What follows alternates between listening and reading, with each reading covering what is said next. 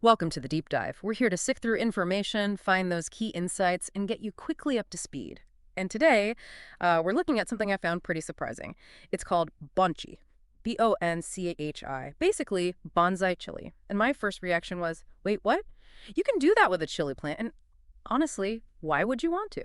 Our source for this journey is a section called Bonchi, Crafting Bonsai Chilies. It's part of Notes on Gardening, Part 596, published July 16th, 2025, by someone known just as Eng.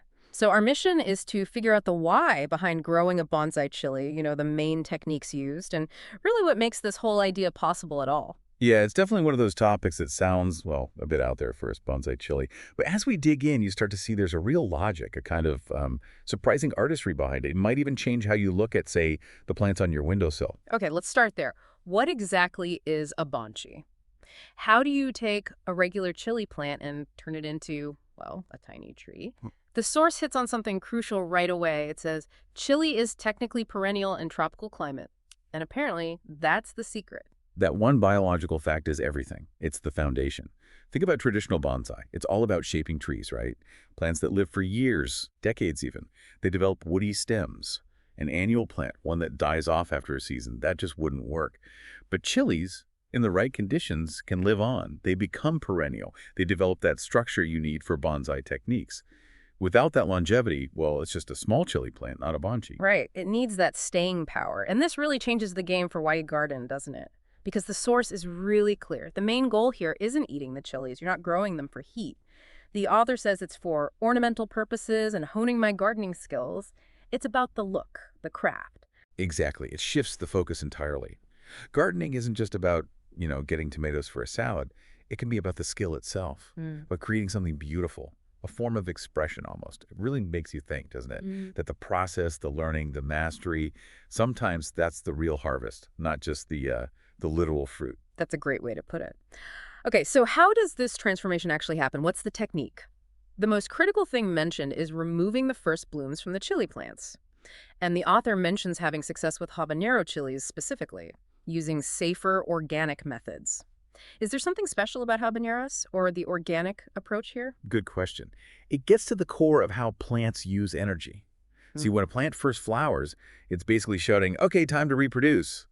It dumps a ton of its early energy into making those flowers and then potentially fruit. Okay. So by snipping off those first blooms, you're essentially telling the plant, hold on, not yet. You redirect all that valuable early energy away from making chilies right away and channel it into building a strong foundation. Like stronger roots and stems. Exactly. A more robust root system, thicker stems, a bushier shape overall. It's like forcing it to bulk up before it starts reproducing. And the safer organic methods part. Yeah. Well, for something like bonsai, which you want to live a long time, you generally want to avoid harsh chemicals. Using things like compost, natural pest control. It supports the plant's long-term health. You're nurturing it for the long haul, not just one season's harvest. Makes for a more resilient bonchi. That makes perfect sense. Focus the energy on structure first. Yeah. And the author makes it sound pretty doable, too. They mention the abundance of chili seedlings and the readily available seeds. So it sounds like if you, our listener, wanted to try this, it's actually quite accessible. It really is. And what's neat is how this one technique, removing the flowers, shows a deep understanding of the plant's biology to get a specific result. It's about observing how things work naturally and then intervening thoughtfully to guide development. That principle applies way beyond gardening. Yeah, definitely. It's pretty amazing that a common chili plant, just with focused care and understanding its growth cycle, can become this piece of living art. It really is something. Yeah. Removing those first flowers, Yeah. it's a small action with a big impact on the plant's form. So we've gone from why would anyone do that to understanding the biology, the technique, and the artistry behind Bonchi. Absolutely. And it leaves you with a thought, doesn't it?